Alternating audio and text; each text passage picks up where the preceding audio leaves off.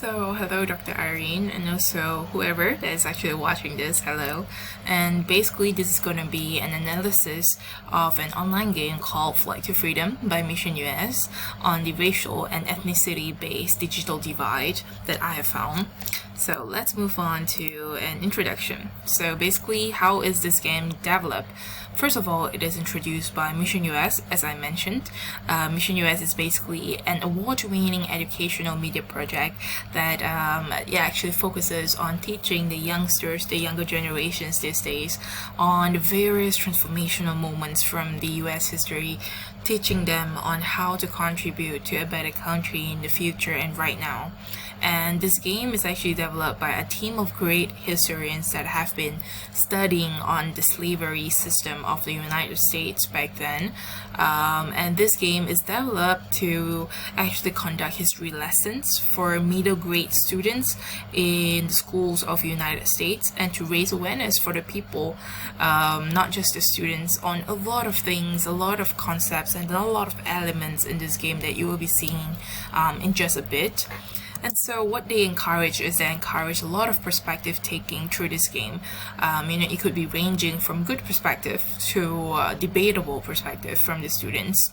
And also they could talk about a lot of discussions. They can raise and encourage discussions from the students on what could be done better, or how can they actually know more about the law, how to provide more racial equality, this kind of things. And of course, there's a lot of evidence that is actually definitely very solid and very resourceful in this game that actually allows students to weigh the evidence and to make decisions out of it. Alright, so as we move on, this is the game, Flight to Freedom, which includes 7 parts. As you can see, first part is the prologue, followed by 5 parts, which indicates different phases and different chapters from first part to the 5th part, and then followed by an epilogue, the ending of the game.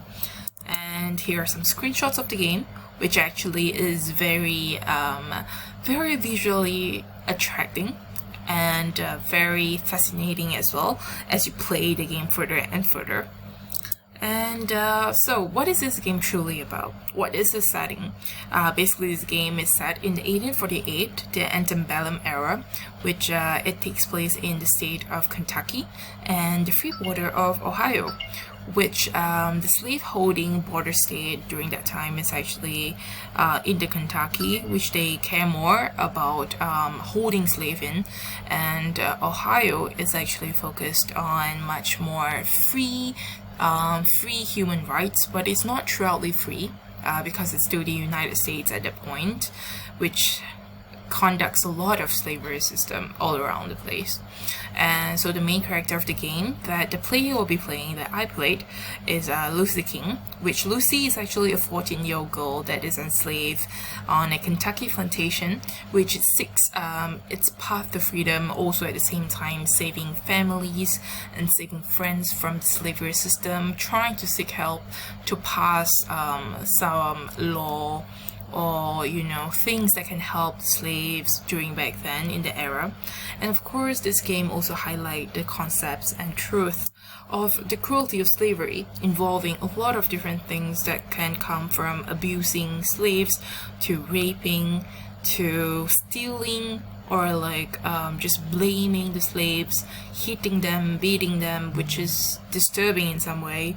And of course, you move on to war, terror, and crimes. They talk about a lot of war frightening situations in there, which you can actually see it with your own eyes in the game itself through the visuals and crimes that happens, shooting people randomly, things like that. Very disturbing. And of course, most important of all and most significant things to look into is the racial injustice here, because it focuses on the African Americans being the slave of the Americans white back then. So here is a sense of superior compared to inferiority. Okay? So as we move on to, as I mentioned, that this game is developed for educators mostly. So Mission US actually come out with a guide of 329 pages, which is right here as you see, including a lot of analysis teaching teachers how to analyze certain history contexts that have been included in the game, and a lot of things on why is this character being chosen, things like that. And of course, like you have other learning platforms such as the PBS Learning Media, which they actually talk about using this as a course as well. And then you have the Mission US giving content course outline. And then you have EdSearch, which is another platform that actually teaches people on, the importance of using Mission US to teach history. And then, of course, how do you play this game? First of all, is that, of course, you play as Lucy King. And you have to listen to Lucy's story for every chapter since the beginning to the end. And then you make decisions along the way as Lucy herself. So basically, whatever decision you make actually will lead to a whole different outcome, which it could be sometimes indicating death, indicating that you are going to be murdered by your master, you are going to be abused by your master, losing your home, things like that. And of course, on a very happy side, it could be freedom. But on the sad side, it could be continuous injustice. So if you look into it, for example, you have the first ending, which in the end you're still fighting for slavery after all of the chapters you have been through, which is not a happy ending. But one more thing is that you can be actually in death or just decided to leave everything and leave the United States. Things like that, or of course, as I mentioned, it could be a happily ever after ending depending on whichever decision they've chosen. And of course, some screenshots is first of all is the map of the plantation that Lucy is being stuck at the first place. And then you have, for example, you have a badge here, which this badge is a reward on how when you first started resist against the slavery system, your masters, all of this, you get a reward for it. And then here are some of the screenshots of the people, the character in the game, and how you have to actually make decisions while talking to them. And of course, some snippets, small videos about how, certain situations or certain story happen in the game. And then some racial stereotypes here is that, first of all, African Americans. As I mentioned, they are actually categorized being the slaves, and they are categorized being the weak people in this era, just because they are the slaves. And then they don't have a place of belonging, because wherever they go, it becomes a sense where it is slavery. They are slaves to people. Even in Ohio, where it is a free state during back then, the era, but people still look at them in the game. You still see people who actually treat them as slaves because it is stereotyped to be so. And of course, they don't have any economic power because they are low in social status. In fact, they don't even have a status at that point except for being a slave. And of course, they are uneducated because they don't seem to have the power to actually obtain education. For example, you can see here the screenshots of Lucy King's brother, which he actually, in the scene, he asks Lucy King on why do the white people get education and why do I not get a chance to read? And during that scene, it is actually quite a very depressing scenario, knowing that education is not made for everyone during that situation, that era back then. And of course, moving to the white-skinned Americans, you know how it goes. It's always they seem to be much more superior. They are very educated. They get all the books. They get all the reading materials. They can write. They can speak. And of course, they have high social status in that era. But they are also, of course, master to the slaves. They are very political influential because usually the white people at that particular era in the game, they are all involved in the politics, and of course they stand as a very strong stand in the economy situation of the antebellum era. And here is an example of Lucy's master's daughter, Miss Sarah, asking Lucy to do absurd stuff, but you can look at her that she just looked very educated, very classical, And we move into some racial labels. Is that, first of all, if you look at the environment part, you see that there's so much of a difference between the places that the African Americans stay and the place of the white people stay.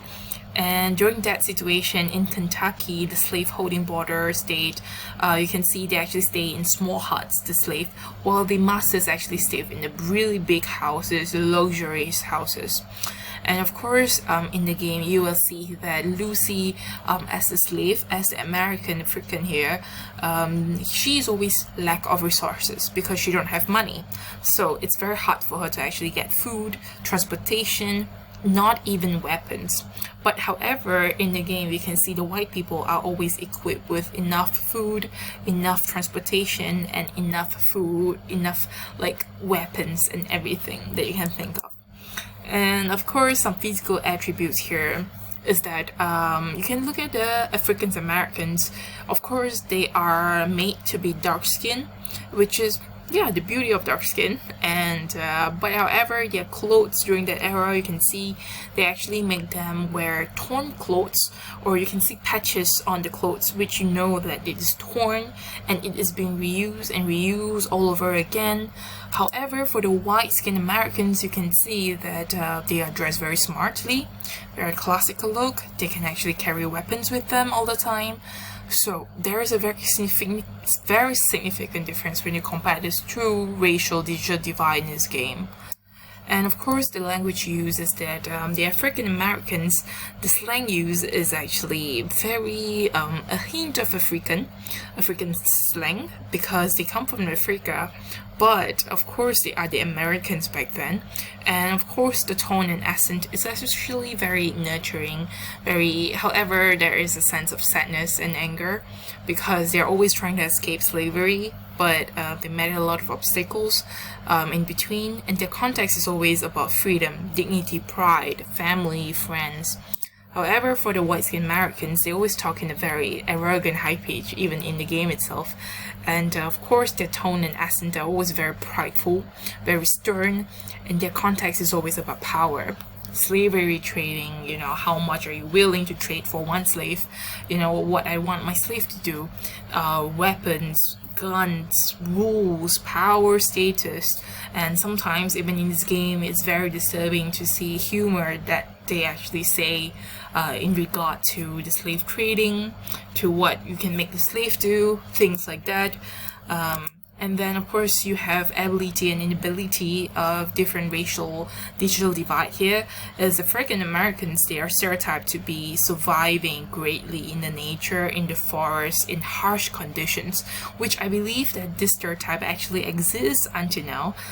If you ever look into the movie of Get Out, it also says that the African Americans are better in surviving in harsh conditions. I think this is a stereotype where, because they are used to be in the slavery system, this sort of very weird stereotype exists till now. And of course, they do all the hard chores. However, they are unable to be established and unable to get education. But the white-skinned Americans, they can actually influence the economy, they can actually determine the freedom of slaves, they are educated, they are politically involved, and they are involved in everything that is influential to the public and the society. However, during situations in the game where, there is actually evidence that you have to act according to, they actually decided that, in front of solid evidence, they are actually useless in this era. So evidence is very important here. And for example, you have a letter, and since this is presented to Lucy King, the player, right? I actually cannot read it because I do not understand a lot of words. Because back then, I am the player, I am just truly not good at reading because I am not educated in the game. So there's that. And of course, some physical materials, which is actually very sad as well to look at, very disturbing. You can see the sales of slaves, their worth, things like that. And some reflection is that, of course, racial and ethnicity digital divide is very widely used. It can be educational, can be for entertainment, it can be positive, can be negative, which is a very sad thing. And of course, white supremacy and slavery still exist in certain people's brain these days, which shall be abolished, and it might trigger emotional responses. And of course, racial equality is very, very important these days. It cannot be emphasized even further. And of course, here are some references from my side. And of course, a very nice quote here is that you set out by yourself, determined to find freedom.